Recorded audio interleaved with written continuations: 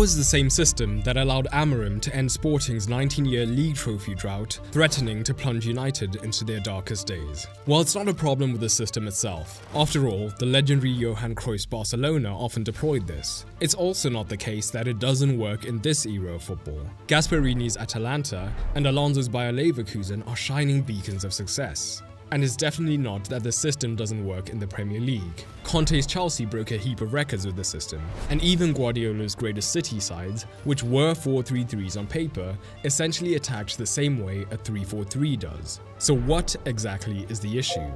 The answer becomes crystal clear when we compare Amorim's United against one of the most successful 3-4-3s in recent Premier League history, Thomas Tuchel's Chelsea.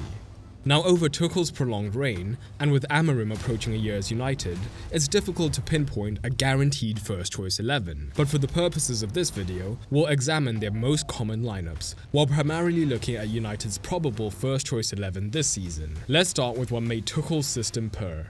One of the strengths of Tuchel's back three was just how proactive it was. When they were in possession, they were rarely ever static, and it all began from the left centre-back Antonio Rudiger, who was consistently aggressive with the ball at his feet, which was vital for a few reasons. Building with the back three is great because against sides who press with two forwards, the opposition is never able to go completely man-to-man in the press because the third centre-back is always the escape valve. And Rudiger was that escape, as when he received the ball, he would push up into the midfield with the ball at his feet. But here's the thing, it was against sides who were pressing with one forward or didn't press at all that this movement became even more important. Having one spare man in the build-up is great, but having two spare men quickly becomes wasteful, as those extra men could be better used high up the pitch, as passing options, goal-scoring threats, or just general disruptive entities. And that's exactly what Rudiger's movement allowed, as he pushed higher up the pitch to join and disrupt the midfield.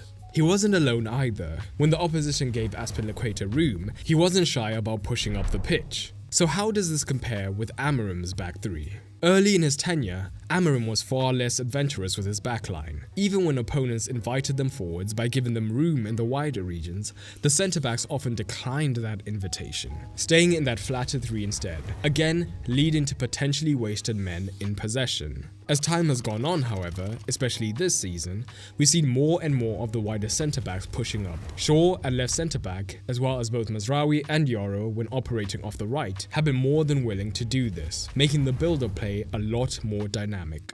But a back three in the build-up is about so much more than just the wider centre-backs. At the heart of both systems is the central centre-back. For Thomas Tuchel, it was the aging Thiago Silva. Having the more mobile pairing outside of him meant that in sustained possession, Silva could be relatively stable positionally, not having to do too much moving around. Not only that, Thiago Silva was renowned for his intelligence in defending without the ball. But another key element of his game was his incredible ball-playing ability when he did have it. He had the skill set that allowed him to break the line with a pass into the double pivots or even a longer ball over the top into a forward or a wing-back making a run in behind. This meant the back three alone was a cohesive structure. If the opponent was overly concerned with stopping Thiago Silva as the source, the outball to the progressors was always on the cards. But if they were too passive trying to stop the ball into the midfield or over-indexed on stopping the wider centre-backs, Thiago Silva now had time and space on the ball and could begin to dictate the play. For Amorim, the role of primary ball progressor has fallen to De Ligt at Manchester United. And it makes sense, his Ajax upbringing ensured that he's more than comfortable doing this, and he's been putting in his best efforts. But a look at the stats reveals a startling truth. Only 2.4 progressive passes per match, enough to place him in the bottom 24th percentile for centre-backs. This pales when compared to Thiago Silva, who had far greater quality and quantity of progressive passes and balls into the final third. So why is this? Did De Ligt suddenly forget how to progress the ball? Of course not. The first factor is Thiago Silva is naturally one of the best ball-playing centre-backs in recent history, so most defenders couldn't lace his boots in this regard. But there are two more important things to consider. First, in the deep phases, they're being used fundamentally differently. Amorim often asked De Ligt to move into a pivot position early in the build-up play. That naturally means that De Ligt, in the deep phase, is often being requested to play with his back to goal rather than getting his head up. Receiving with your back to goal is a tricky enough situation, even for many great pivots, so it's no surprise that many of De Ligt's passes end up being safer options, going backwards, usually an automatism to Lenny Yoro at right centre-back. Silva, in contrast, playing the central centre-back position more traditionally, spent most of his time looking ahead at the pitch, like most defenders do. But here's the real crux of the issue. Even when United have moved higher up, and De Ligt is in a more natural position with his head up like Silva, De Ligt and Silva were fundamentally looking at different images. See, when De Ligt or any of the United centre-backs got their head up, they were greeted by an image like this. Two fairly stationary pivots just waiting to receive the ball. Except it gets so much worse, because on most occasions, the opposition doesn't even actively press the centre-backs, instead opting to keep United's double pivot in their cover shadow.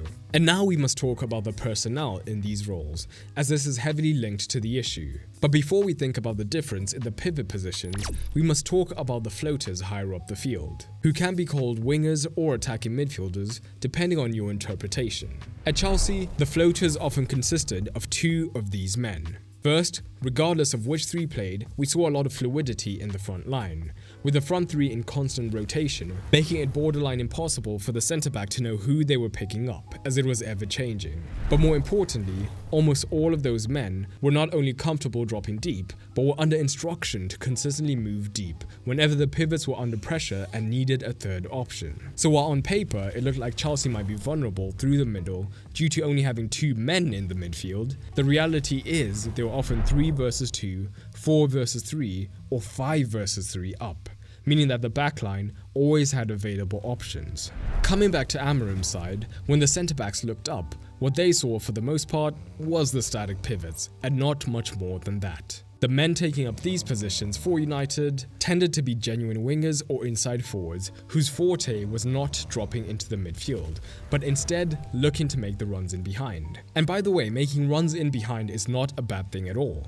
Werner often played off the left for Chelsea, and he was primarily the runner in behind. But he was paired with forwards who could drop in, so if the centre-backs followed the droppers too closely, Werner could be found over the top. But the Germans' runs could also force the defense to drop deep earlier than usual, and this just opened up more space for Mount and Havertz to operate between the lines.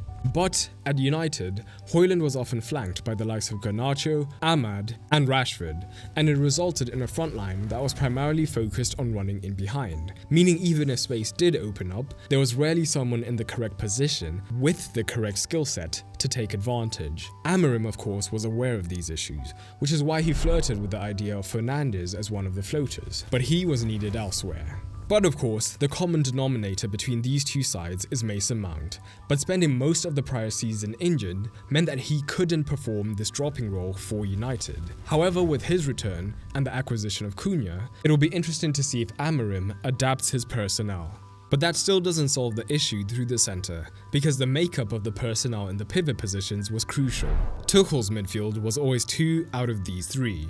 It seems simplistic, but the very first box that they checked is that if you're asked to position them anywhere on the pitch in a 3-4-3, the first choice position for all 3 men would be the 2 pivot positions. For United, on the other hand, their midfield was always 2 of these 3. And one of the midfielders who has most often played as a pivot would not pick the pivot position as his first choice position. So why not just play the 2 actual pivots in the pivot positions? Well, comparing the numbers of the pairs alone makes for stark reading.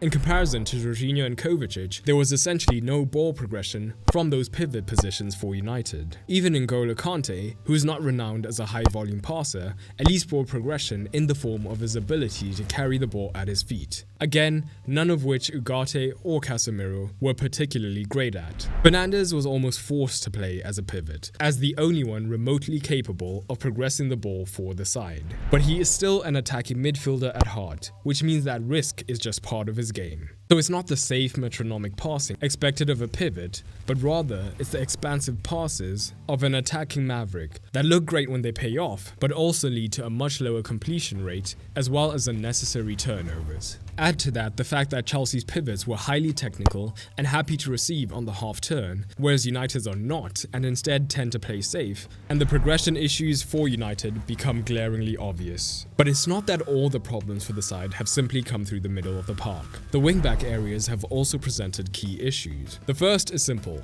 consistency. Injuries aside, Tuchel had a preferred wingback pairing in Reece James and Ben Chilwell, with the likes of Alonso being more than capable backups in the position. Amorim, on the other hand, has had a rotating cast of wingbacks. We've seen a fair bit of wingbacks playing on their non-dominant side, such as Dalot as a left wingback and Diallo as a right wingback. What this means is when the wingbacks get into crossing positions, they're either delivering from their weaker side or more likely being forced to cut back onto their stronger foot to allow a better delivery. The effect of this is that the attack is slowed down as a result. Compare this to the confident delivery from Chelsea's own wingbacks, who, when they got into position, had no reason for hesitation.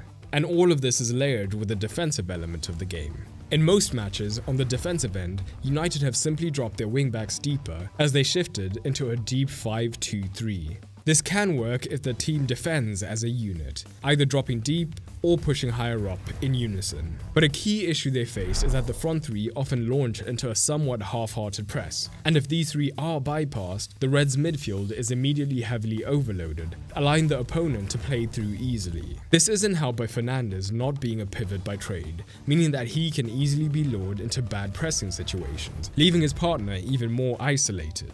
Chelsea, on the other hand, would almost instantly adapt as soon as they lost the ball, from a 5-2-3 in most cases, to now having Mason Mount drop in behind the two forwards, so the shape was now more of a 5-2-1-2. Unless the opponent was operating in a diamond, the Blues were rarely overloaded through the centre. But even if the opponent was able to get an extra man into the midfield, this is where the hyper-aggressive wide centre-backs came into play. Their mobility wasn't just of use to Chelsea in possession. When out of possession, if the opponent forwards did try to drop in to create the overload, it was a familiar sight to see Rudiger or Azpilicueta harrying their men and following them as deep on the pitch as possible, with the rest of the defense seamlessly covering the vacated space. United have tried to implement this at times, but with less success. But where they have had success is when they've sat deeper in a compact shape, as a narrow 5-2-3 has at times been effective at preventing the opponent building through the middle. But when the opponent does attack the wide space, rather than being front foot and having the wingbacks press the advancing man, they tend to be late or not push up at all, perhaps expecting a wider forward to cover, and as a result, this allows the opposition to easily move into their half and set up camp. Compare this to Chelsea, who, knowing that they had a narrow 2 in the defensive phase, would instantly commit the ball side wing-back to pressing the opposition fullback, whilst the mobile wider centre-back would be happy to temporarily move into a fullback position to cover. But all of these granular tactical issues are surface level. The real problem is deeper, because when looking at Tuchel's managerial career, what do we see here? Tuchel was not a man married to the 3-4-3 at all. In fact, he had heavily been a manager who favoured a back four. But when he got to Chelsea, suddenly he became pretty much an out-and-out 3-4-3 man. What was the reason for this? Well, it's simple. He assessed his squad and realised that this system and the principles he was implemented were best suited to his Chelsea side. The ageing but vital centre-back, the attacking fullbacks, and the abundance of wingers who loved to drift in centrally. He found a formation and a system that suited them.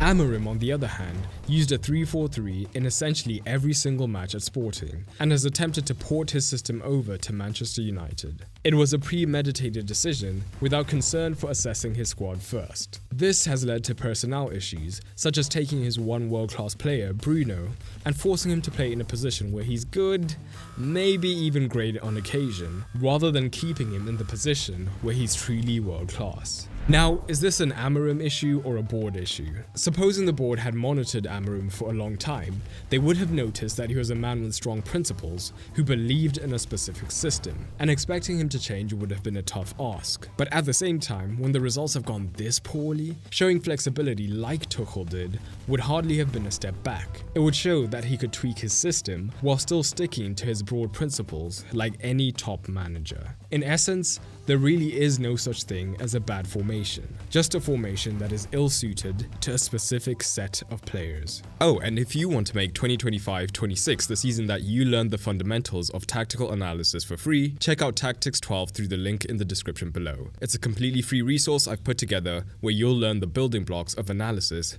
over a 12-day period, completely free.